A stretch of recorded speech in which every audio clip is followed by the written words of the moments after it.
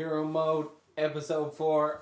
Hero Mode Audio Chronicles here. I'm your host, Curtis Hunt, and joining me tonight is Leland Stone. He's, myself. Introduce yourself, Leland. I'm Leland Stone. And you is doing what here at Hero Mode? Drinking. He's our head drinking expert. And It's Tibbs Eve. It is Tibbs Eve. If you don't know what that is December 23rd. And yeah, it was a rumble in the jungle for you. And also joining us this evening is Jon Lambe, Jon Lambe. Hey. Jon is also a professional artist like myself. Jon, how are you this evening? Pretty good. It's my birthday.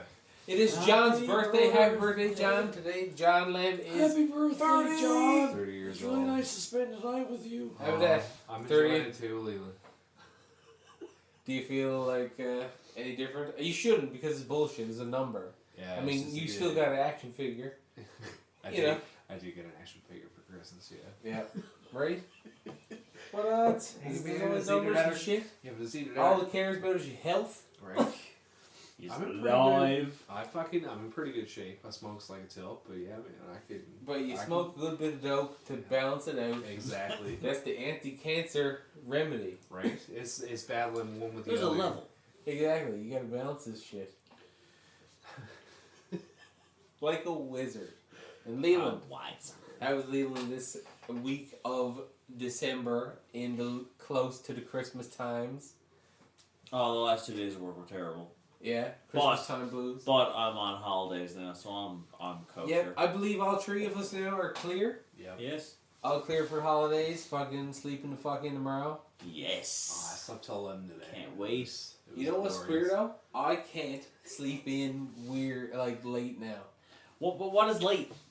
Okay, yeah, okay. Different You know what definition time? now, You know right? what time I'll probably be up to? When I was in high school, late was like sleeping in late was like 1, 2 o'clock. Yeah, in the afternoon, Like yeah. fucking just sleeping until the afternoon. There was times back in high school when I'd sleep until like 4 o'clock in the fucking day.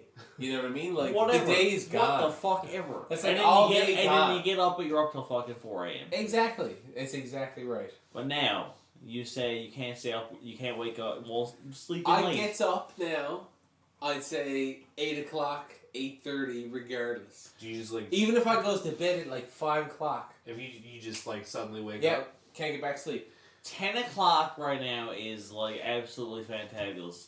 To go to bed? No, to wake up, to get to sleep till 10 o'clock is fucking awesome. Yeah, because you have a lot of your morning left over and your afternoon. Like, no, but like typically, like, I wake up before... We're such old fucking men now. I'll put it no. I wake up like fucking 7 minutes before my alarm every day. It Yeah. doesn't matter if I Doesn't can't- matter because it's trained. Like no. Like, yeah, listen. your body knows like No, that no, motherfucker's no, going no. off, and I don't like that. No, different clock. Like, Oh, I was going to work at like the same time every day.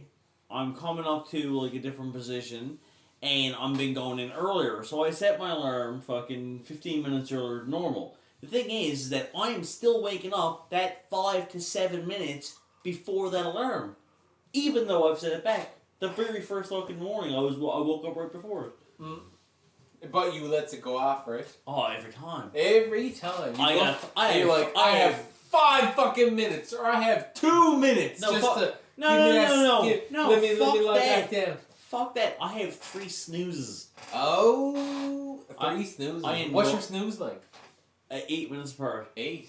See, It's I've had 5:45. every It's clock- 5:53 and 6 o'clock. every clock has different Oh, snooze 6 length. o'clock in the morning? That's gross, man. That's when I get up and shower. That is Gross. gross.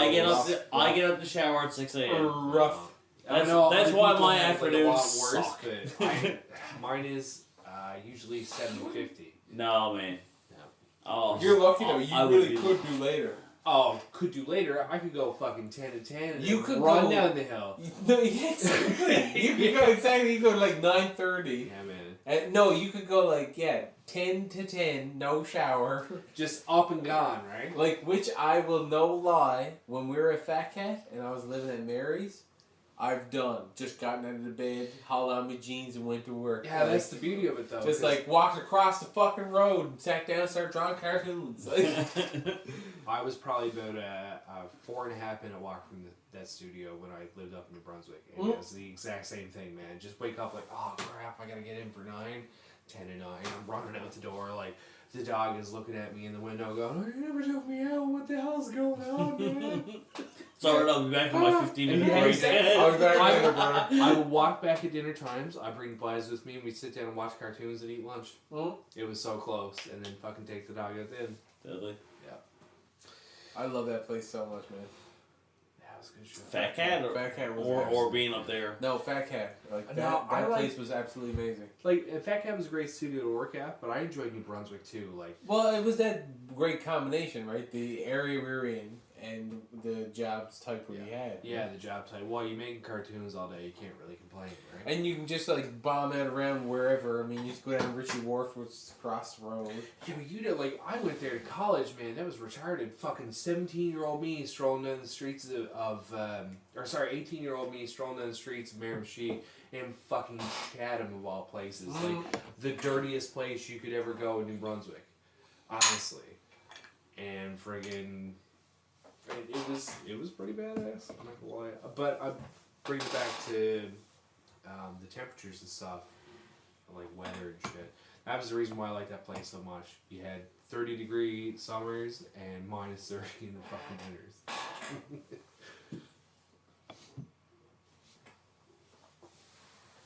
What are you doing? Oh, don't mind me. Magnet's all fucked up. I'm hoping I can kind of reset it. Tell you what. Well, we'll edit this bit a little bit out, but while we're doing this, somebody roll another joint. Really? Yeah, for the finish. Alright. For when we're done. But this is going good so far. I think it's been solid. I killed it with the weather story. No, I think. What do you care about? Weather. I fucking care about weather. That's. Alright. So I was thinking about either we'll take the Christmas angle now, further in, or, well, we'll do Christmas and then I'll ask you about Playmaker, John, and we'll talk about Playmaker Briefly. You know what I mean? Like, because I just want to talk about like your experience with it. I'll talk about my experience with it. Making games in general. Yeah. It's fun time. Because it is very much part of what we're trying to do with Hero Mode. I'm playing on games. Like I said, 3 episodes and a game. 3 episodes and a game. Fuck you. Thanks, buddy. That's what we're playing. Just thinking about you, buddy. Really. Easier. And that's what. And listen, I always look for a way to make it easier. You could learn to make the games too. What? You could learn making games too.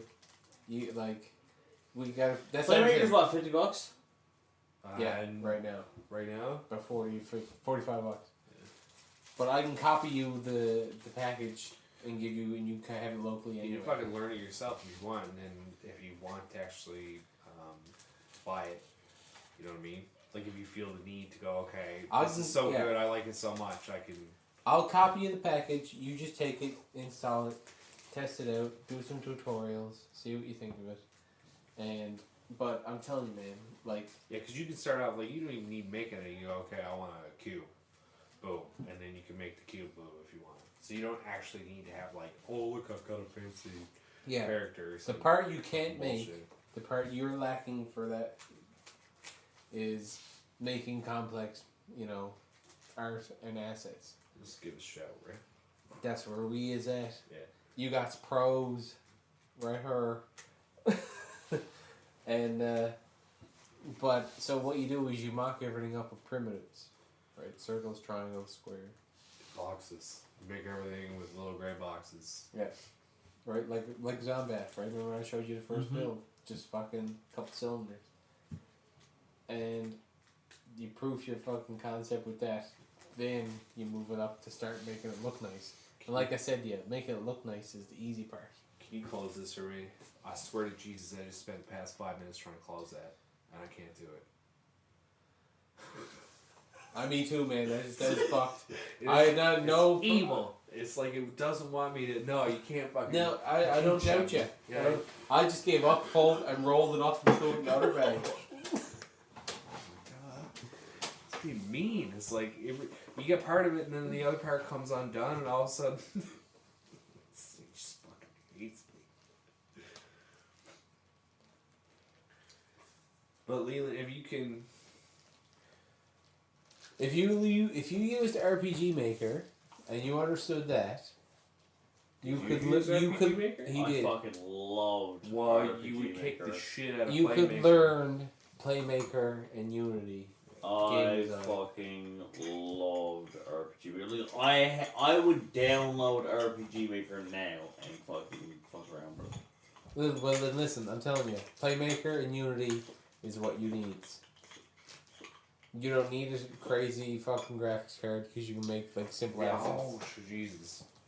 I'm going to spend a couple grand on a couple graphics cards to get mine up to snuff, but that's not for like, if you're just throwing gray boxes into a world to make a move, then you don't need anything special. Yeah.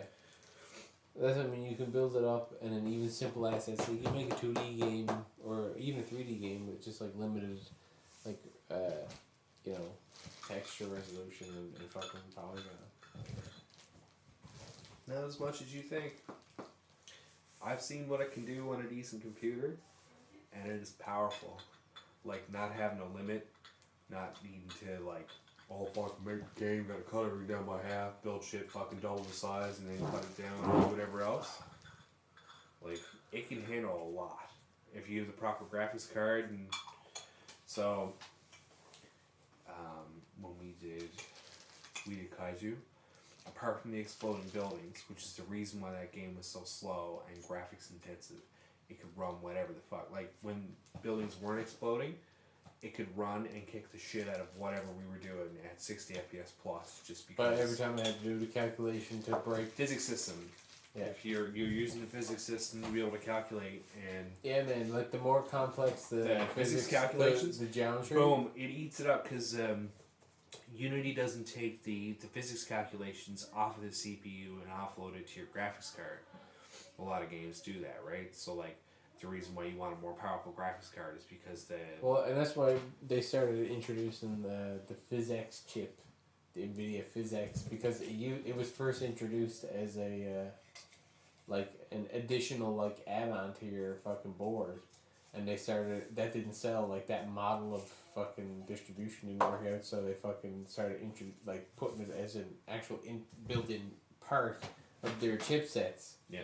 So now, like, PhysX is this wicked fucking dynamics handling fucking, dedicated chipset on most of the NVIDIA boards. Oh, it makes sense. Like, I'm pretty sure mine has that. I would say most. If you got an NVIDIA card, it probably has a bit like PhysX is part of it. Because I remember when they introduced it, they had a demo of just like these rocks falling down the hill, and they were like, "Here's a normal graphics card's fucking calculation is all fucking shitty."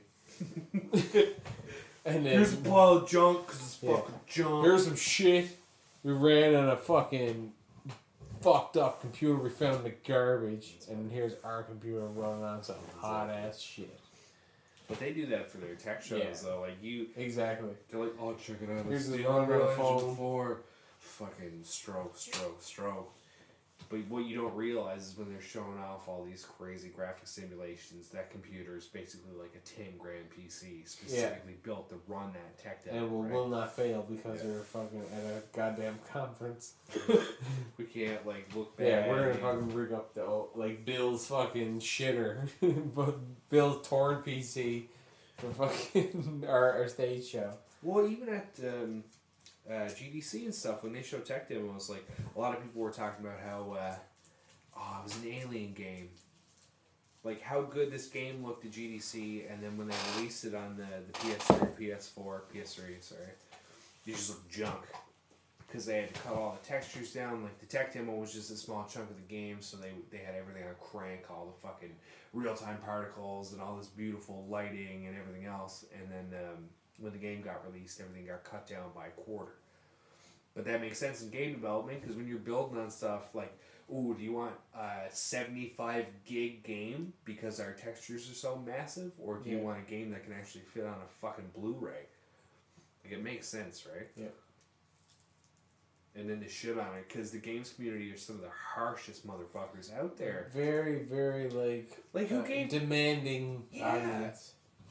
Who fucking gave you the privilege to say, "Oh, well, I don't like the graphics because they aren't hyper realistic"? When I grew up with games, it was little dudes and pixels. Like you had a 6 Like pixel that- tall that- character that encompassed everything that you wanted to be when you were playing these things and jumping around. So.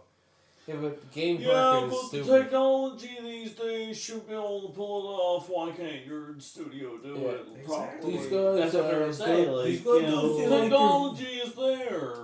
These guys don't seem like they're very good because this looks like it's kind of not real, you know. And, Oh my god, I can't I'm- believe like it doesn't have a realistic skin texture. This doesn't look very real. Why does your human have blue hair? That's not human hair. Yeah, why doesn't it come out of the computer screen and jerk me off and then tell me I'm a good person? Because you're not a good person. Yeah, But on no, to but- the next topic. But it's funny because like you're talking about like the games industry's audience in general is pretty fucking ignorant and like Oh my god. has no clue what the other side is really like. Motherfuckers. Like they'll pick up on keywords and they'll understand structure, but as far as achieving it and what it really takes to pull it off and all the moving gears and that just it's just ignorance. Like And the funny thing is like we haven't really ever been part of something massive like that. So no, I understand like the small scope of stuff. but you just scale it out. Imagine Exactly, yeah.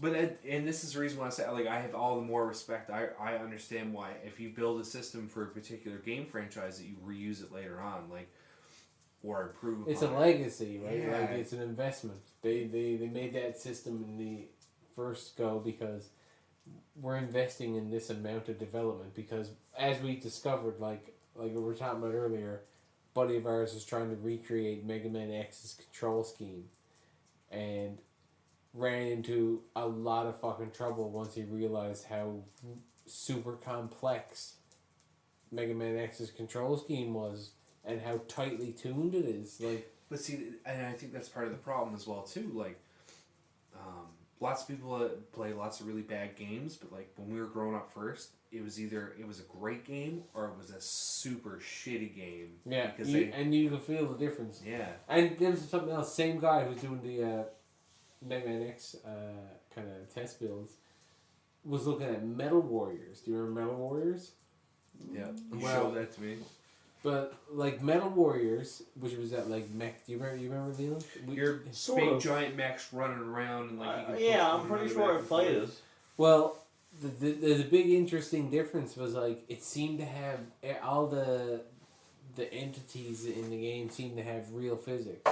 Like they had weight and they influenced others by push and pull, and gravity was there. Like it was a constant. Yeah, like So- if you had a certain mech suit and you charged at a guy, the other guy would move based on how heavy you were. Yeah. And this is like a 2D fucking sprite-based game, right? Yep. So what you're seeing is like the birth of general physics or like a physics system inside a game. And now the stuff that we have is like way more advanced. Yeah. So, John, as a game developer, we've recently been dealing with Playmaker, which has been since we've been focusing more on Unity as our game development engine de jour. Playmaker has been a great asset for us as artists, just visual creatures, to understand coding and scripting structure and give us an avenue into real game control. Now, how have you been finding your time in Playmaker? I love it. So you've started a platformer inspired by one of your favorite fucking platforming games of past. Demon's Crest is like the only game I ever talk about, right? Yeah, but I mean, it is a masterful classic game. I mean, why wouldn't it's a great game, and I mean, if it means you're gonna make another game down the line, I mean, I think that this has achieved like a super high level of success, right? Inspiration. Yeah, like exactly, you take that high level from an older thing that inspired you, and then put it into what you like, right? Yeah. So, but yeah, it's crazy to be able to actually make something move and live. Because like as an animator, when I was working away and doing cartoons, like even though you're doing pre-scripted shots that someone else has come up with, storyboarded, it's still cool to be able to give life to something, and that's the reason why I've been attracted to art for the longest time. So being able to actually make something move at a press of a button is really, there's something super enticing about it. It's like it pulls you in. Well, that's what something I think like why it's really interesting as an animator, because like I said to someone the other day, it was like animate means give life, right? It doesn't mean draw a successive series of drawings. Animus is to give life. That's Right. where the root of it. And that's the core fucking skill. That's what a good animator does. The masters give like creepy fucking levels of life. Well, yeah, because that's the thing. Like, I don't profess to be a great animator. No, I'm far from a great animator. Exactly, right? Like, I'm a pretty bullshit animator. You give me, like, me too. a decent scene and I can fucking pull it off. I'll But stumble now, through. I'll figure it out from formulas. Exactly, right? Okay, well, maybe if I make a move like this or this, but, like, I don't have the level of finesse to be able to give something life to the scale of, like, some of the great animators. So, my hat's off to those people. But it's all the same thing, right? Like, to give life or control to something that's inanimate is really, really, like, there's a pull to it that attracts you to doing it, right? So like it's like, you know, animation is one level where it's like you plan it out and it plays out in front of you, but game now design is a whole other thing where it's a live fucking puppetry of the instance, right? Yeah, You're trying to figure out a time, and that's the way that I've been trying to figure out. Like, I've been having a lot of fun with the thinking behind game design, because I've been coming at it from a lot of different directions. Like, I want to think about it from the direction of, like, as a kid playing with primitive toys, right? Like, where did your mind wander? Yeah. What kind of fucking things did you do to entertain yourself with these simple objects? Right? Not to go off topic, but I have a neat story about that, actually. My brother was telling me, like, a couple weeks ago that his kid saw a dude on YouTube who had built a full Optimus Prime costume, right, for his kid. So the kid walks in, he's like super proud, and the dad's like, "Oh, are you gonna transform for us?" And he, you know, flops in on the floor and flips this, like, the front of the truck forward, and it's all painted and it looks super good. So ever since then, my nephew's been, like, freaking out at my brother to want to have an Optimus Prime costume. So he just took a regular box, cut a hole in the top of it, and then put the two, like, the exhaust pipes on the side of Optimus Prime on the side of it, and it was all just white, and he drew, like, Optimus's chest and gave it to my nephew, and he was fucking in love with it. Right? Yeah. So this is the thing, right? Like, you don't realize how simple it has to be for a kid, right? Yep. It could just be a box, and because they have all this imagination, they can just go to town and make it whatever they want, right? Mm-hmm. Same thing with fucking game design. Like, really good game design leaves a lot to your imagination. Yep. And you fill in the gaps, and, like, you take the fun from that, which is the reason why it's so goddamn hard to make a good game.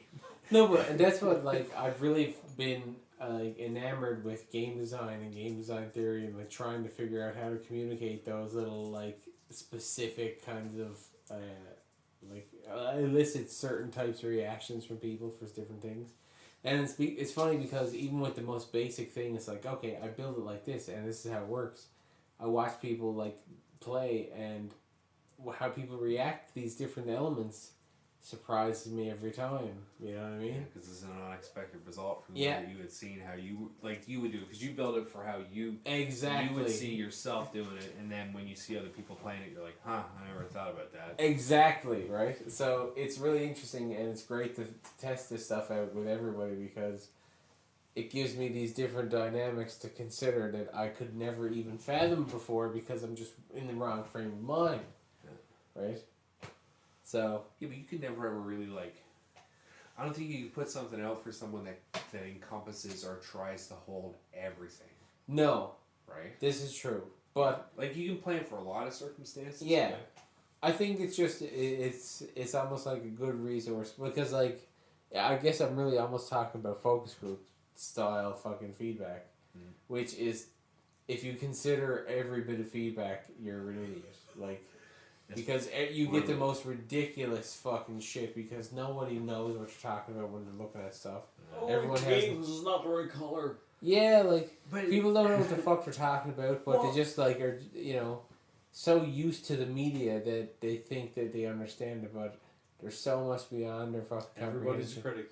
Everybody's a critic. It's Yeah, I true. mean, you And I'm the same. Like, no, exactly. Like, you look at a Exactly. car and you're like, oh, fuck, my car broke down. I gotta go to the garage and get it done. There's a mechanic who goes through every part of your car to be able to fix it to get it to work properly. So Yep. it's just different systems all over the I board, know that too well. right? And exactly. It's all about your perspective and understanding. Like, yeah, and you're totally right. Like, someone will look at what we do and be like, "Oh, you're fucking right. You're an idiot," and that's simple.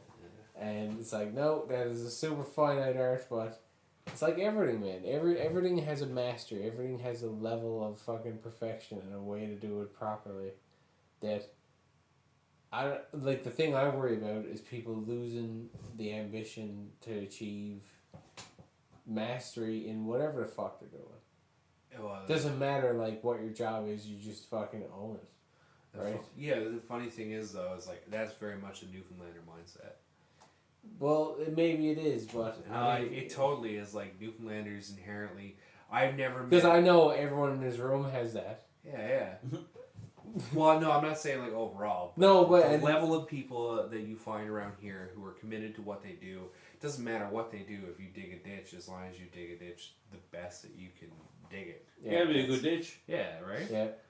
She's fucking sick ditch, bud. It's not a ditch, isn't it? Deeper? Go a foot deeper. Yeah, Yeah. that could Oh, be wait, deep, wait, boy. that's- Level it out, no, boy. it's too wide filling But it. that's a fucking bowl Perfect there. You must have chords, square it out. Square that out, boy. That's not big enough for a cement. So they're only fitting in that. You must get boys gotta get shit down there, right? Square, fucking pour all that. But that's the thing, because like, and again, nothing against like the very small experience I've had with other Canadians and other people from the rest of the world. Now I have to say Asians are incredibly motivated when they do work. I have the utmost respect for people coming from that whole like that part of the that world. spot in the world. Yeah, they seem super focused. They're very very disciplined people. Well, that's something I thought about too. But I feel like any person that I meet from like a really far out country, the fact that they got here means there's a certain level of commitment and work ethic that got them to this place, the fact that they ended up in buttfuck nowhere, Newfoundland, right? yeah, really. Like it highlights says the fact. something about But you're right. their St. level. John's is in buttfuck nowhere. No, It is but, I though. mean, It it's is well, though in the it- grand scheme of Exactly. It If you come is- from the it opposite is, side of the world but- to work here, then things. It is in the grand scheme. They of could things. be worse. Like, exactly because. a lot of people coming from all over to be But there's a here. lot of people who wouldn't consider it, right? And you're totally right, because it also says something about like their willingness to do whatever it takes to get, you know, something, to move ahead, to get experience, to work, to thrive, and being able to, you know, take on whatever. Well, it's moving from anywhere. Like Yeah. people from moving from China, moving from Brazil, something like that. Yeah. For the company I work with, actually considers Newfoundland and Labrador a hazardous environment. We're not hazardous, extreme. Yeah. We are an extreme environment. Yeah, but that makes sense though. You have like decent temperatures in the Yeah, summer. like but, we like, can literally like shift between like it a could, fucking 15-degree day into a minus 15-degree day in, and in a 24 snowstorm. hours. Like There's it's hail, yeah. and you also have like hot rain all at the same time. in the same day. Yeah, yeah. It changes. When I was in Ireland over the summer, we were in like whatever buttfuck town going through like trying to find souvenirs and stuff, like super touristy stuff. And I checked the weather, and they had it down to the minute. Like, it's going to rain for the next 6.5 minutes, then it will be sunny for an hour and a half, and then cloudy again, like so on and so forth. It's nice that they got that figured out. I don't think it Yes. would work here. No, because that's the thing. Like, I said this to a cab driver the other day, randomly, and he was saying to me, he's like, "Yeah, it's because they have one air current or like a small amount of air currents. Newfoundland has like 4 major ones that are all intersecting over top, so there's no way for you to be able to predict like how this. is Which gonna one interact are you with getting? this, With, yeah, It's like, oh, this one's hot weather, this one's rain, this one's snow, this one is yeah, because it's ever changing. extreme winds. Like, it's like, roll the dice. And you Today we get got- shit. Oh, freak snowstorm, yeah! My favorite is when you wake up in the morning and there's fog out, but the sun is actually shining through the fog, so you're walking through this big, like orangey pink mist.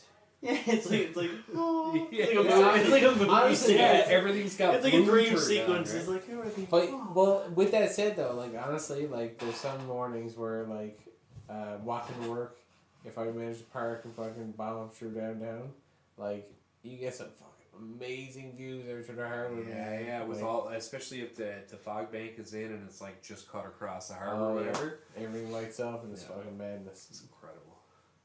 We deal with a lot of beauty like that though, and I feel like a lot of people are super ignorant to it. Like, Yeah, well, I was. I Fuck totally was. McDonald's, get my. I'm only starting to appreciate it now, and it's usually only when I'm fucking, fucking fried in the morning going to work.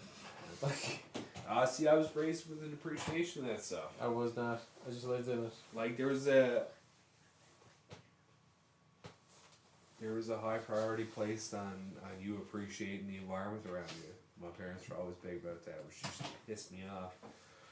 But I appreciate it now later on down the line. Oh, well, that's great. I mean, because it's true. Like, I appreciate it more now, and I kind of have more of an awareness of my surroundings, I guess, now at this point. But, I mean, we got some badass shit. I'll never forget, too, like, remember when we did the sunrise photographs and everything? Yeah, on Signal Hill. The lighting, man, is crazy. man. Like, That was a it's gorgeous day. we got to do that again. I still want to do, like, a fucking sunrise barbecue on fucking yeah, like sunrise, Quick can spear. Yeah.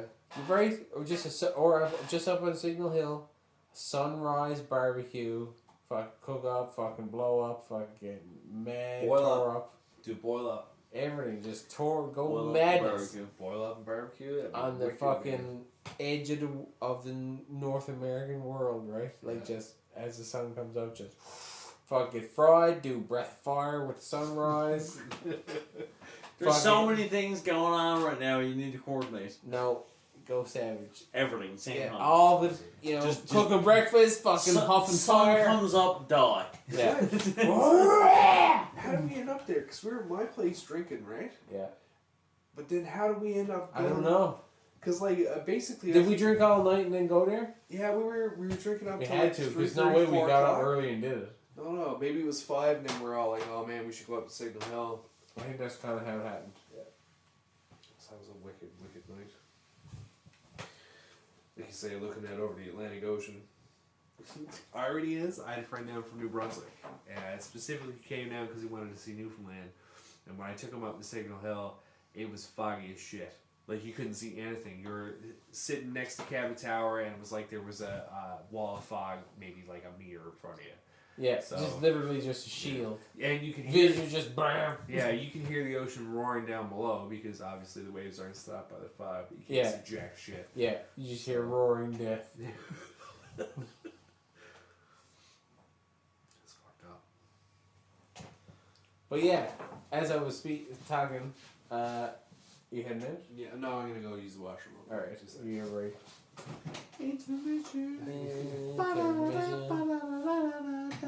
Well, Leland, Yeah. I guess then since now we're just talking, we could have been about playing with John, we're talking playmaker and a bit of fucking game development.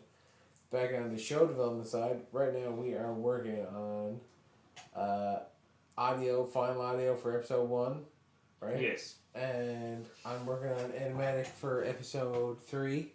And the animation for episode 2. Yes, that's what's going to be kicking off shortly.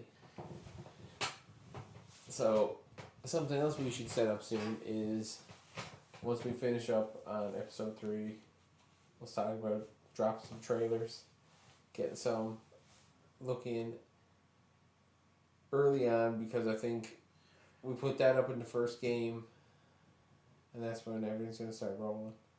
Well, I suppose I can say it now because it might be a day or so before this gets announced. But I was actually thinking that if I could bust out the audio, we'd have the first episode for Christmas. The first episode out. Why not? Fuck it. Maybe we'll do it. Could do it. But see, I wanted a build up. I understand. Maybe the new year. Yeah. Maybe later. If you get the audio done soon, maybe we'll do like a week long build up. The only thing I'm thinking was going to be the biggest problem is the music, background music. I'll fucking sort that out. But I got some. It's just fitness. It's just I don't know. Well, show me what you got later on, and then I'll figure out what spots we need some background music for, and I'll fucking do up some shit.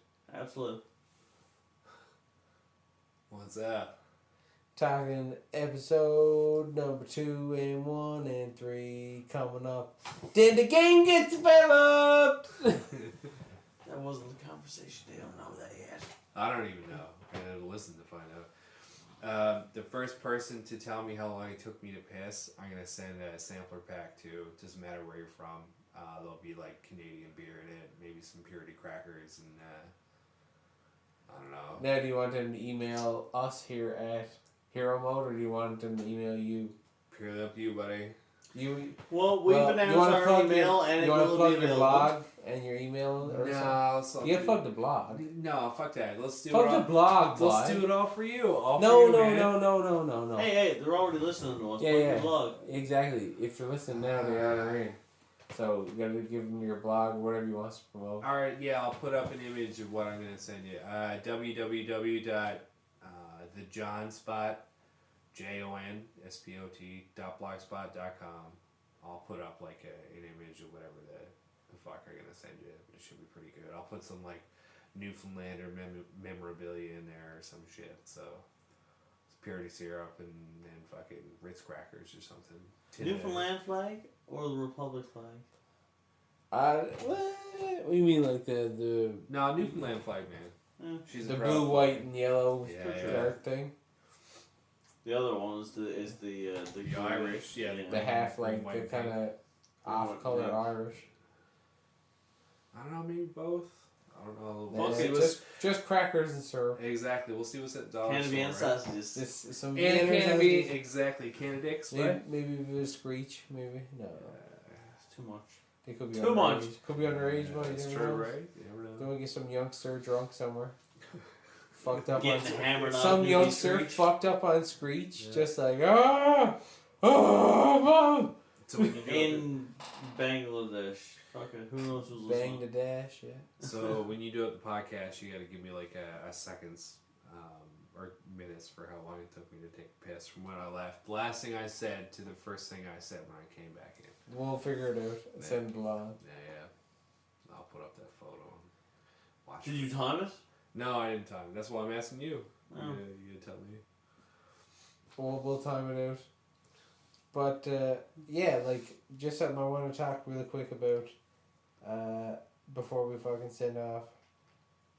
So you picked up Playmaker recently, very recently. Yeah. And as an artist, like as a someone who just focused on visuals and aesthetic, being given a tool that is a visual scripting aid, how did you find that like kind of impacted your like? How long did it take you to kind of really implement this fucking new type of tool set, and how do you think it's affected your work? I had to I smashed my head against the desk for a good 3 days of working with it because I couldn't wrap my head around it. But then, as I started to see how it was laid out, where you go to get what you need, and the way to think about Once things. you kind of understood the nature. Yeah, exactly. Oh look, this class does this class does that. Go under this list here, and you can find this thing that could help you, do this shit, which I still don't even know that well. No, and I mean, and speaking as someone else who's fucking kind of learning at the same time, I mean, it's always an experience of you're kind of finding an answer to do something, but they always provide. It's always almost with a caveat. Like there's always an aspect to it that's challenging once you get down the line and you try to implement like a fully realized game. Yeah, a whole setup. I think I find it a game of questions. So it doesn't matter what answer I find, it has to be the right question. Yeah. So how do I get it to do this? Well, I would think about doing it. I go A, B, C, and D, let's say. Playmaker only has a thing that does A and D and like F. Yeah. So you need to figure out how to combine something that has A and D and then find another thing that has, you know, whatever else that you need. And To make A and D talk. exactly, yeah, or to get it to do... Make A and D friends. Yeah, like, oh, I need C and B and everything else, but how the hell do I get it to move it? I'll give you a prime example, okay? I was trying to get either an Xbox 360 controller or a PS3 controller hooked up to Unity. And it took me the longest friggin' time to figure out how I could call the D-pad into the game. Like, literally just to say, okay, what input does the D-pad have? And I need my character to recognize that so he can move back and forth. And it was the hardest fucking thing. Like, it took me a day and a half to wrap my head around exactly how I could do it, and the only reason why I found out how to was because I trolled a forum for 2.5 hours reading through posts, until finally one guy mentioned, he was like, oh yeah, you use this. Which is something that you would never look for inherently or even think to look, you know, at like, like I said, it's a game of questions, right? If you don't ask the right question, you're not going to get the right answers. So I didn't have the question, and then finally, when I had the question, I could figure out the answer. So, just as a question, in regards to the forum, like, was everyone giving you the right answer? Like, this guy told you basically to turn something on? No, but that's the thing, right? So, like, when you read through those forums, you find people who have different parts of what you're trying to fix. So, like, you can never exactly find what you're looking for. Unless it's by chance. That's what happened to me today. But most times it's like, oh, I have this question that's loosely related to the thing I'm trying to figure out. Oh, well, here's the solution to how you would fix it. And from like an off-base solution, I could, you know, then extrapolate. Try and figure out my information own. to solve your problem. Exactly. So it's never ever a thing where you would go and someone would say, oh, you're having a problem with this, do this, this, this, and this. Now, I could ask that question and have people in the community answer me back, but I'd much You gotta rather wait and you gotta hope, yeah. Exactly. I'd much rather waste my time going through a whole bunch of forum posts and not have some friggin' super... Because there's a lot of dudes on there who get, like, not nasty, but they're just like, oh, dude. Very, like, elitist. Exactly. Like, oh, you noob? You're not using just... it's like, you barely know what you're talking about. Yeah, right? But the thing is like, I understand there are lots of guys who are super proficient in it, and my hat's off to you. I hope that your games are awesome. Yeah, like, fucking honestly, great games. Exactly. What's up? Genuinely really hope that they are, but at the same time too, there's no, like, in a forum where people are asking questions, there's no need to have this stupid fucking elitist mindset. No, like, I mean... oh, because I know this, I'm so much better or hoity-toity than you. The reason why you got to where you are and you have that level of knowledge is because you asked other people. It wasn't because you amassed that knowledge yourself. Yeah, you're not fucking magic. You're just fucking like... You're not just pulling that out of the fucking air. It's someone else gave it to you, or you went and you took it yourself, or you figured out yourself how to do these things. But that doesn't mean that because someone else doesn't know these things, you should withhold that information. Yeah, well, this is the thing. If you're on the forum, it would suggest that either you're looking for information, which in that case you should be able to empathize with the community. Yeah. Or in the other case, you should be on there to educate, which means you should be there to provide information without being a complete tool. Yeah. Like, I mean, it's real fucking simple, you know what I mean? But, I mean, people get weird motivations. You know, you do just have... social behavior. People want that regard. Like, oh, I want to be able to want to give them the answer. Like, yeah, you know. Exactly. Which is awesome too, because kudos to you for being able to look at another person's problem and go, okay, I know how to fix that. Here you go, because you're the one giving them that information that they so dearly need, and I get that. But again, like, the whole elitist mindset is just mind-boggling. It doesn't make you better than the other person. It's really funny, but it's a human behavior fucking mechanism that happens in all these areas. Yeah. And, I mean, I'm sure that we're all guilty of it at some level we're barely conscious of. Like, you know what I mean? Because it is such an ingrained fucking, like, base level behavior. But, you know, you just hope that you'd be better than that. Yeah. You know, but you really, like... I have that problem all the time. Everyone does, man. Yeah. It happens at some level, I think anyone, like, I mean, myself as much as everyone here would love to be like, no, I'm better than that. But I think if you thought about it hard enough and got down to it deep enough, there's a level where it's like, fuck no, yeah, you know, that behavior I've been fell prey to, you know? Well, I told you before, the people that I've learned the most from are the ones who have been the hardest on me. Like the people who just have been like, listen, you know, don't think that you're king shit at Turtle Mountain because you don't know jack shit, son. Yeah. But I I'm think king. But I'm the king. And that's the thing, you want And I to think be. that's what is very important. Like, I can't remember who I was talking to, but they were talking about, like, going and giving these seminars to kids. Like, I was mentioning about going out and doing a drive to inspire kids to come into these creative industries. And I was like, no, you inspired them when they were in high school, but then in college is where you scared the shit out of them and let them know what the real industry is like. Exactly how shit is. I when I was working at a Fat Cat, the college asked me to come back. Like, and they do it to all the graduates, right? And if you're working in animation, they're like, okay, we want you to come back and talk to this graduating year because we have to prove to them that this course actually... Yeah, it works. Yeah, exactly. Yeah. This course works and people can work from it, right? But they need to know what it takes. So when I went to talk to the kids, they showed me the demo reels. I was like, oh man, this is wicked. Like, you guys are pretty far along. It's going to be great. And instead of being like, oh, this is how I did this, I just shot the shit with them and was like, so where do you want to go? Where do you want to be? Like, what is the end goal right now for you? Coming out of college, where do you see yourself in 10 years' time? Yeah. It was wicked to see, like, all the little, the different responses. But my favorite was this weird Acadian chick. It was like, I'm going to move to Japan and work on anime. and she was fucking super adamant about it too. That was it. That was... Yeah, like... That was the destiny fucking figured out, path laid. This is what I'm doing. But the funny thing is, so I said to her, I was like, you do know what they go through, right? So, like, none of that is done in Japan. It's all in Korea, A. B, those dudes apprentice for 10 years before they move on to, like, proper anime. So, if you wanted to work on Naruto, let's say, or, like, any top-name anime, you would need to go first through a full decade. Now, correct me if I'm wrong about this. This is just what my brother told me because... No, dude. Yeah. But, like, yeah.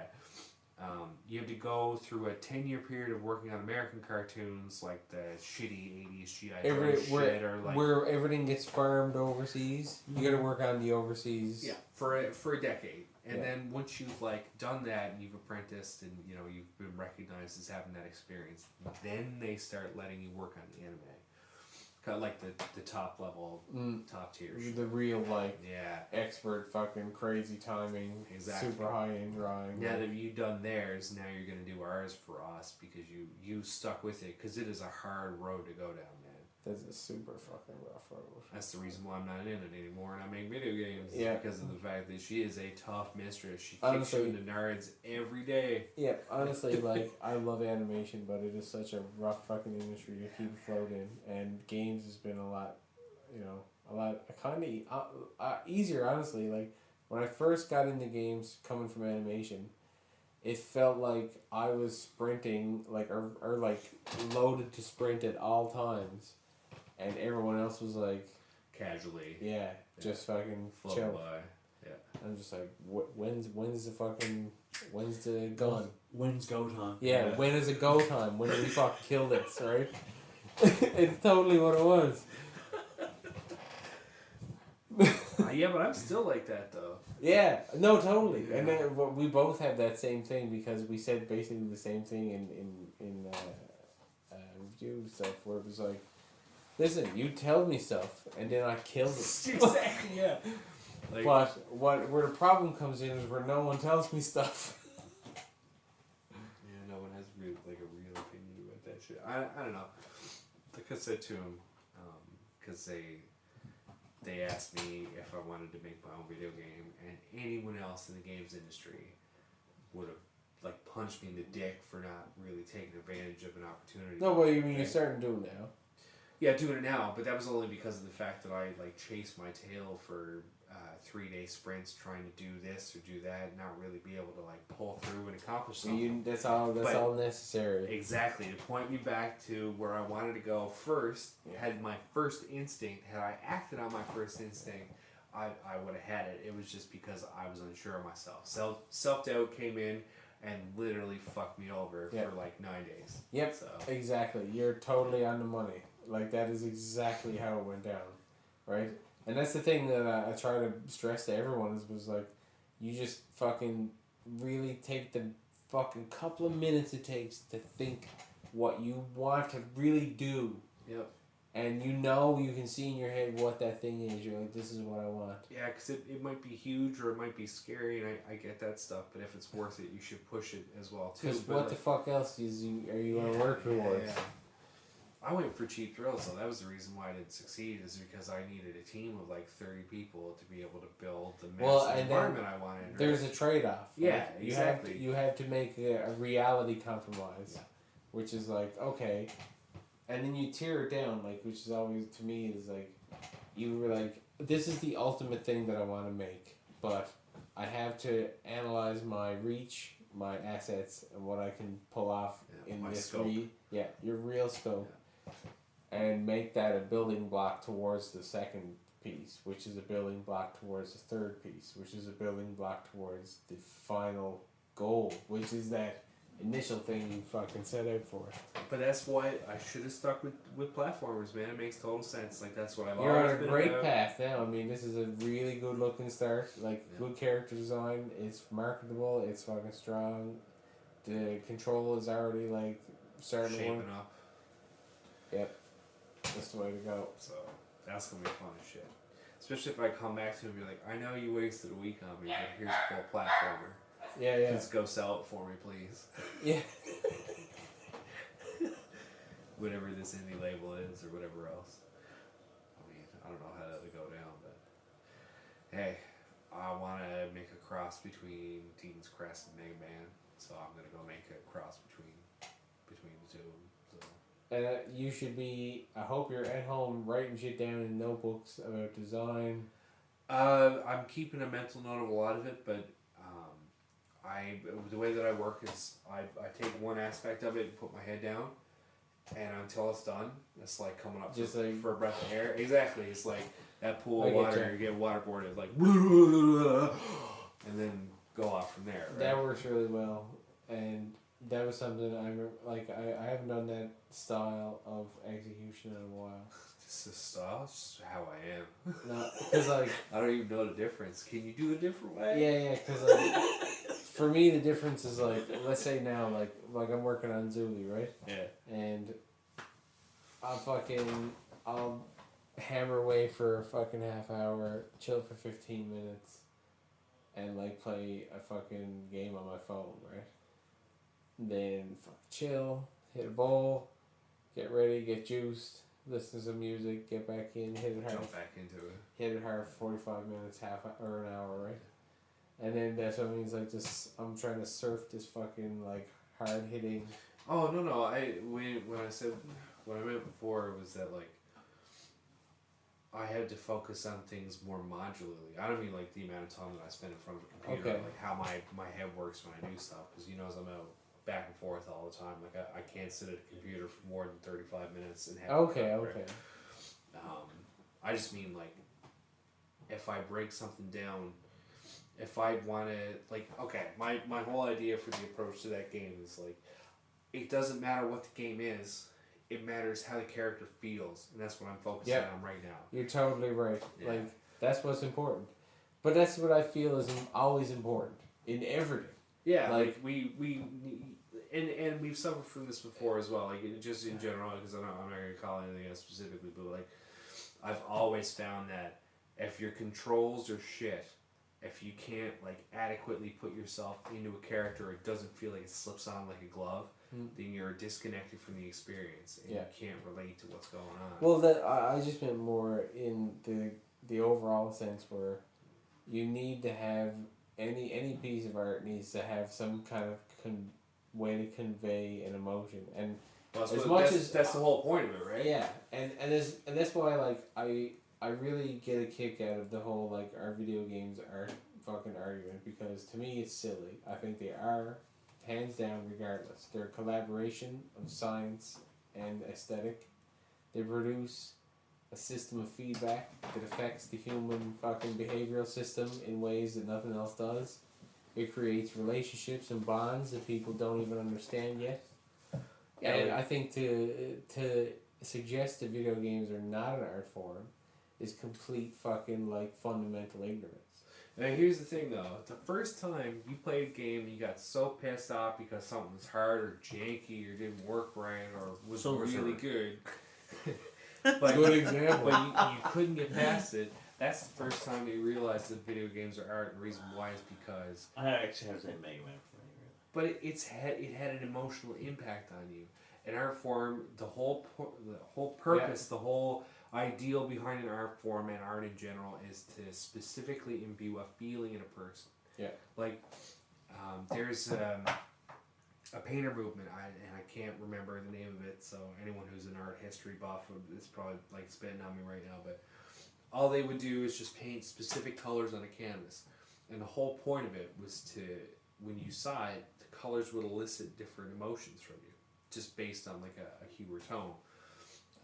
And one of the most famous examples of that is this giant, it's just a massive canvas that's painted red, and it's got like, X number of shades of red all over it. And at the far end down on the right is a little strip of blue.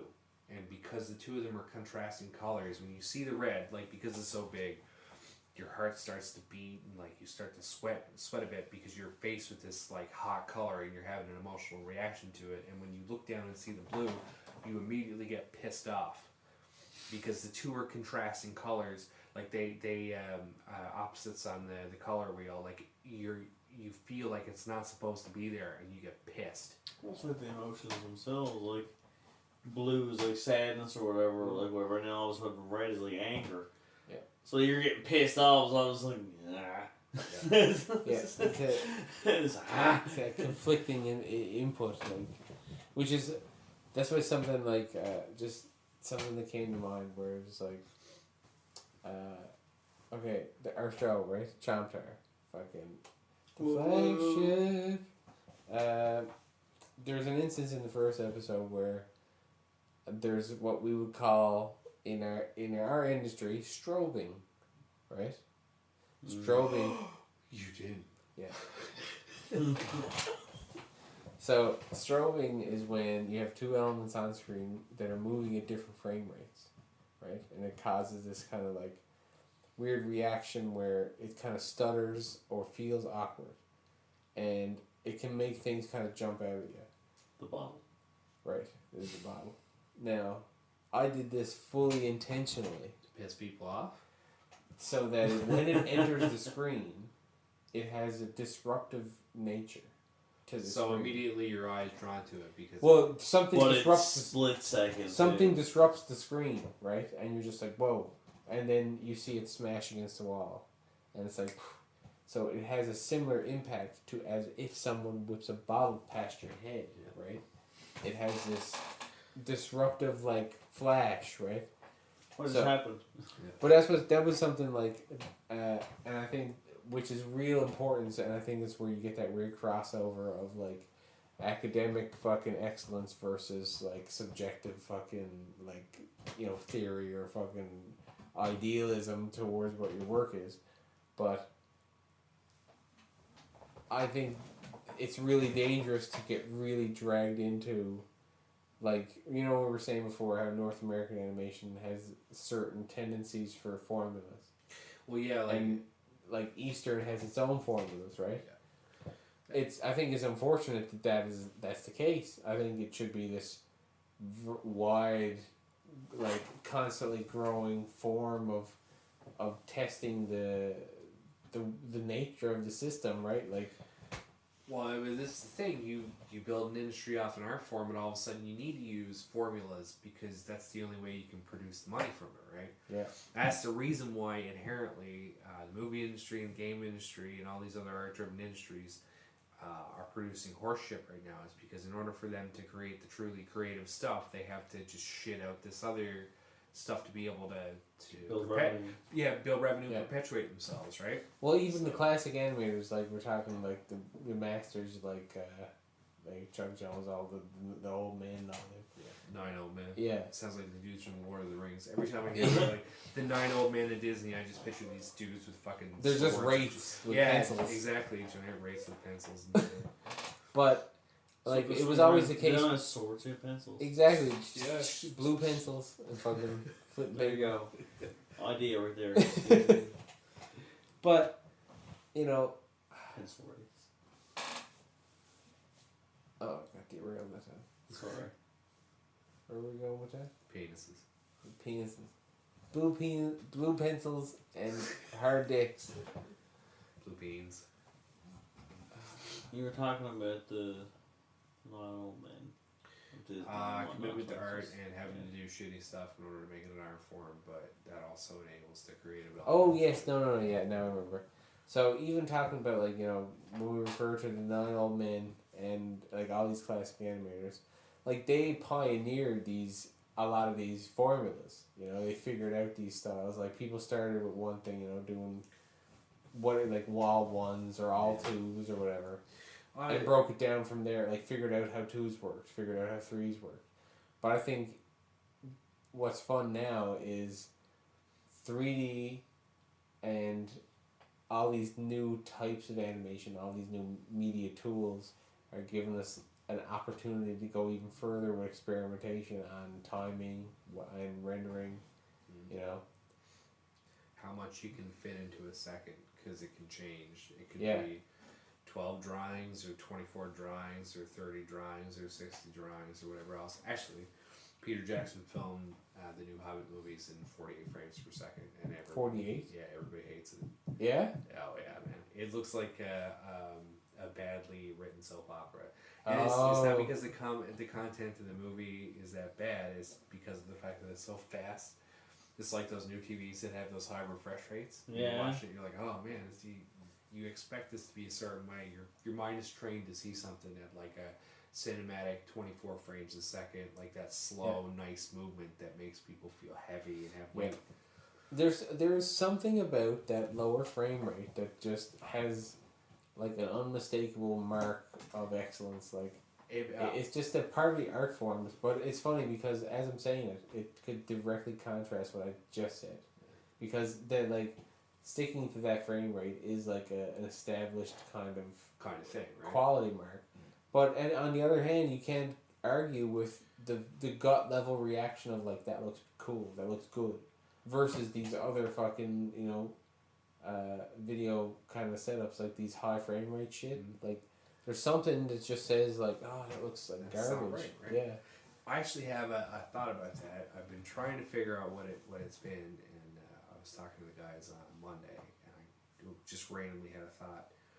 So like, every time you see an image with your eye, it imprints itself onto your iris, right? Or right now, whatever the fuck is that? I have no fucking clue. Whatever you like, whatever. Your eye fucking screen. Yeah, like whatever that is that translates that back to your brain. So it's just upside down apparently, and then gets flipped or some shit. There's like five. I don't know. The longer that an image is held on your eye, like the more that you have time to perceive it, right? So this is why 24 frames feels so good, is because you have a longer amount of time to be able to process per second to process each frame. Exactly what's going on. Whereas if you go to 48 or 60 frames a second, your eye has less time to be able to focus on stuff. So let's everybody be honest with one another, right? Like when you see shit at 48 frames a second or 60 frames a second, it's almost like you can't grasp it. There's something about it it's too fast, it's wrong. It's weird. Yeah, it's There's like something odd about it. Yeah, your mind doesn't have the appropriate processing power to be able to handle it at the frame or the frame rate that it's going, or it's too smooth or something about it's weird. It's not as favorable for some because reason. you're I don't know if it's being used to the traditional movie frame rate. I think it's just not being used to it. It could be, but I mean, I definitely don't enjoy it. How we move is... Yeah, it's evolved over time. Well, same thing with film. Like the first time anybody saw a piece of film was a train coming directly Yeah, the first horror movie. Yeah, technically. first horror movie. Yeah, it was the train coming right at the screen. Everybody in the cinema fucking ran out because they were horrified. They thought an actual train was going to come through the screen and kill them. So. What the fuck? Oh my god! Why is it so big? There's a train! I'm not getting any of this wind. Demon magicians Why are is there summoned lightning on that hell side? train. I don't like this film, Sorcery. Can you imagine? It's a trick. Can you imagine, like, having that frame of mind? Going into, like, alright, imagine you go to fucking cinema tomorrow. You go in, you pay fucking $12, sit down, put on your glasses. And for some fucking reason, you know, that's how it kicks off. It's fucking train tracks pointed at you, train coming on track. And you you literally believe that there's a train coming that's going to kill you. Like, this is the, What would you do? Yeah. Well, like, this is the first time anybody's ever seen anything like Yeah, this. you have no comprehension of it. Yeah, a moving picture. You sat down, the light turned on, and a train was coming at your face. You're like, What? oh my god. I don't know. What They do sold you me do? tickets I to my would death. shit My pants. first clue would be the fact that it was in black and white. I'd be like, why is the train like a newspaper? I don't Screen. know. It's a fucking screen. You're looking through a sheet. Sheets don't make stuff black and white though. It's fucking. But It's a color I think screen. You. Color sheet. Yeah, you're watching a movie. You see a big white fucking screen in front of you. All of a sudden, a train is coming at you. It's fucking changing color. you know what? I think the further we get down this logic fucking breakdown, you just have to accept that people were fucking way more stupid back in the day. You know what I mean? Like, couldn't comprehend things. Yeah, a certain way. that's the thing. There's no comprehension. Like they sat down. A train was coming at them. Yeah, That's just it. and they're just like, holy That's shit. the bottom line of what happened. But now, alright, so we've established that, you know, these guys were just basically that stupid back in the day. So try and now put yourself in that position where you went into a fucking theater to watch a show, and now you've been presented with imminent death. Like, you've now bought Well, the first thing idea. John would say was like, you know, the frames per second is completely off. No, but like, Sad. but, I'm like, highly unrealistic. but put yourself Well, in like, the you see how position of old these this is? guys. Actually, you know what? They used to show stuff at 18 frames a second, and apparently they did a study on the human eye. The human eye can only process at a rate of 18 frames a second, but 24 frames a second is more pleasing because it leaves a little bit more retention on your retina. But everything after 18 frames a second is essentially fucking pointless. So we go up to 48 and 60. Like, your eye loses all this information. Well, It's you can constantly tell the seeing it. difference, but it's not favorable. Like, it's not comfortable, and it's not nice. I know sometimes I've enjoyed like 60 FPS on games. But that's different though, because games with are different. Yeah, because like, and I've done this with my own shit too. Like, if I show a character animating, I'm not doing it at 60 FPS. No. I slow shit down to 24 frames a second. Yeah. And that plays at 60 FPS. So that's the reason why it's more favorable. Like, you get a shit ton of stuff going off all at one time, but it's all to timed frame rates before, right? You're seeing stuff play at 30 frames a second or 24 frames a second, or that equivalent in a 60 frames a second environment. So that's the reason why, like, that stuff looks good, or, you know, super impressive. But if you're watching like people moving around at fucking 60 FPS, you're like, ugh, what the fuck is going on here? Why is They everything? look strange. Yeah, why is everything a soap opera? I don't understand. This is a TV movie. It's like the days of our Lord of the Rings. But you loved my hand. Exactly. Actually, I watched a cam of the new Hobbit movie, and it was wicked because of the fact that the guy who had recorded it at 30 FPS. So instead of being at 48, it was at 30. Nice. Actually So enjoyable. you got like a more fucking suitable version. Yeah, man, it was more. That was like, I remember when we watched, like, I remember watching Machete, and then we downloaded it and watched it. And the version of Machete we watched was like a cam, but because it was a cam, It was better. The levels were fucked up, right? Yeah. The black, like the darkness of the movie was like amped up, and the way more kind of compressed colors. And it looked way more fitting for that style of the movie, and it Yeah. was way better. Like, I think that was the best way to ever watch it, was with the cam version. Yeah. As opposed, yeah, you like when you, because this is, and we talked about this before, blacks and fucking film and stuff, man. You go back to the 80s, everything is harsh black. It's cold black, right? Artists call it 000 black. Yeah, just like, yeah. Pure black. But fucking everything else nowadays has to be had that gray charcoaly tint to it, and when you see it in theaters, you're like, it's gross. I don't understand what's going on. Why the fuck is everything gray? And if that's like a dude who does color correction, he's probably screaming at me right now and being like, "What are you talking about?" Yeah, exactly. You can get all this more, like, everything better out of it. I still say, going off point here a bit, if the new Star Wars had been filmed on cameras from the 70s, people would be going ape shit about it. Fucking ape shit. Well, I think that's, remember we talked about Jurassic Park before, where there's a reason why Still holds up. Jurassic Park's special effects still holds up, even though there's been like generations of fucking effects post that have nowhere near that level of fidelity. And apparently, what you're saying is because he re-exposed the footage, like the effects were processed, and then it was and then exposed, on film again. Yeah, exposed on top of film again, so it gave it like that. It all fucking meshed into the colors way better. Yeah, because if you think about it, like today's stuff is completely and totally digitally composited. A lot of it is like some stuff is still film on film, but like if you were to overlay something and then re-expose it on top of film, you add an additional layer to it to be able to have that realistic. It all sinks in together. Exactly, yeah, it sits together because it's a physical object on top of a physical object. Doesn't matter if it goes 3D and then it becomes physical, and then eventually ends up totally as physical, like into a final composite on a frame. But that's the reason why when you go back and you watch the Raiders of the Lost Ark and you see like all the ghosts and shit and the lightning and stuff, that it has that additional realism quality to it, even though it's totally fake and someone hand scratched that shit. It's still on film. It still has a physical presence on a piece of film, and that's the reason why it feels chunkier and more realistic than all this 3D shit that you see. And again, like, I do shitty 3D all the time, so I'm not trying to knock 3D. I'm just saying, like, there is practical effects and things that have a physicality to them that translates through in the media that you see and you watch, right? Yeah, that's something I think has been learned or hopefully learned by the horror movie industry, is that 3D does not work for monsters. Yeah. The human mind can't, for me anyway, but I have a feeling this is for most people. You can't once you see a 3D creature, like, any sense of fear, tension immediately dies off. Yeah. You would be better off with a rubber suit monster because it's tangible. It's when physically you see there. it on film, it's actually in the room. It's physically there. I have a vague idea of what the guys at ILM do to be able to make the Transformers sit in the same environments as their actors.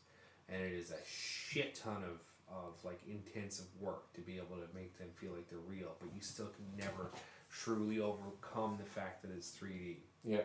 Unless it's a physical object, right? And for most people, that's why, the common trope is tennis ball on a fucking stick, right? Exactly, against a tennis ball and a stick. That's gotta be fucking hard though, man. Yeah.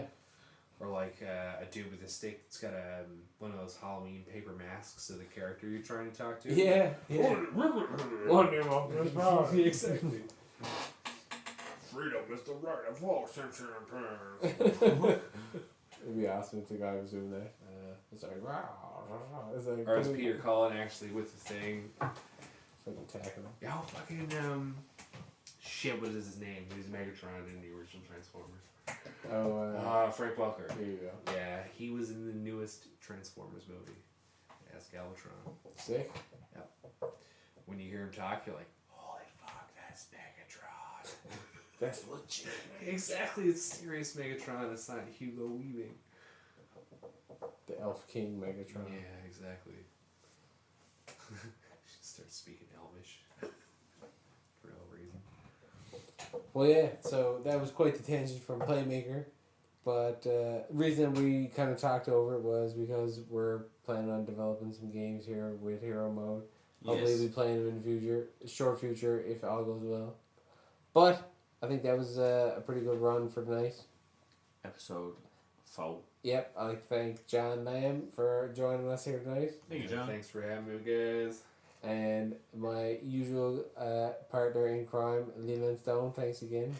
Peace out. And I'd like to thank you guys for listening. And this is Hero Mode Audio Chronicles, Episode 4. Catch us on Hero Prime at HeroMode.com, Hero-Mode.com, Curtis at Hero-Mode.com, Leland at Hero-Mode.com. And, Johnny, we'll plug your blog again. www.thejohnspot.blogspot.com.